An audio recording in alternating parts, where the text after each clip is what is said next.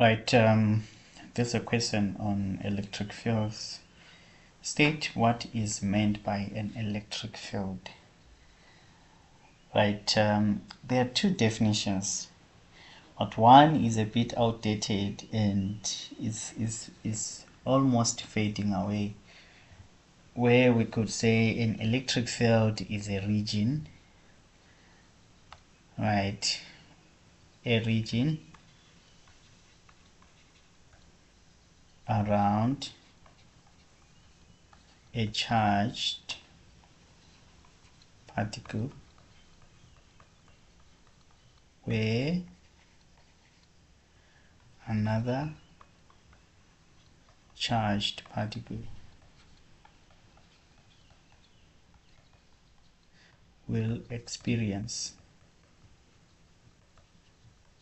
a force. So it can be a force of attraction or a force of repulsion. But the most recent definition that is now recommended is this one. An electric field is defined as force per unit charge. Force per unit charge. It's no longer defined as a region. So we need to be careful and double check the requirements from our syllabus. Right, that's the force per unit charge, or a region around a charged particle where another charged particle will experience a force. Right, Fig 8.1 shows a negative point charge. On Fig 8.1, draw four, right, make sure you pay attention to the demands of the question. 4 field lines to show the pattern and the direction of the electric field due to a negative point charge. So what we do in this case,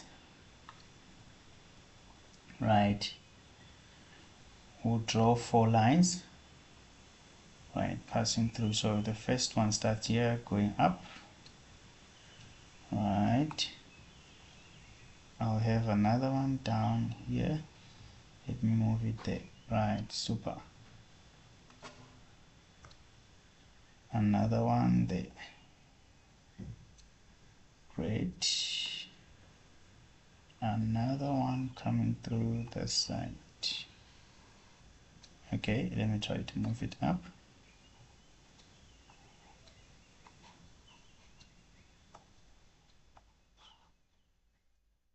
Right there. Right, then I need another one from this side. Just to be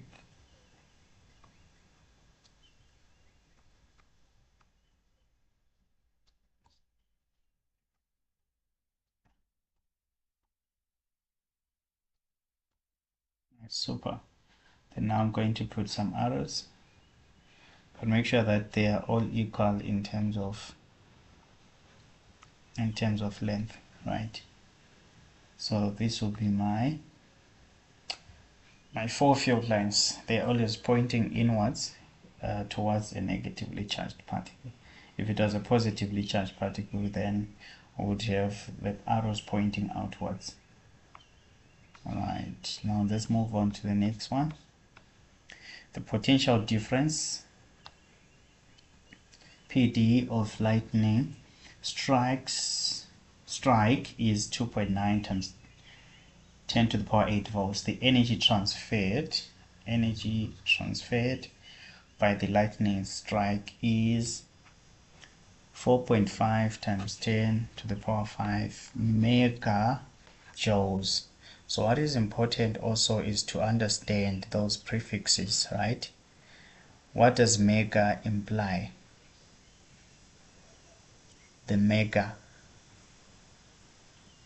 right? It's very important to understand the mega, like kilo, all those, they're very important to remember. So in this case, we're told to calculate the what? Calculate the charge that flows, right, when we have that. So in our case, we're going to use that formula where we say PD is equal to energy transferred, right, which is E over Q. And then from here we can treat this as V, right? Since we have been told that we have to treat it as right up there, the potential difference, that's PD.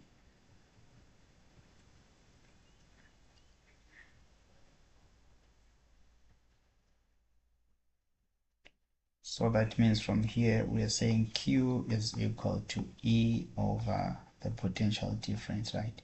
Or V.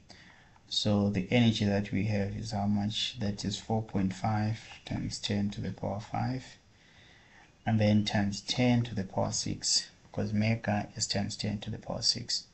And this is divided by the potential difference there, that is 2.9 times 10 to the power 8. Right, so that means we are now dividing these two. We'll have our charge Q being equal to, right, 4.5 times 10 to the power 5,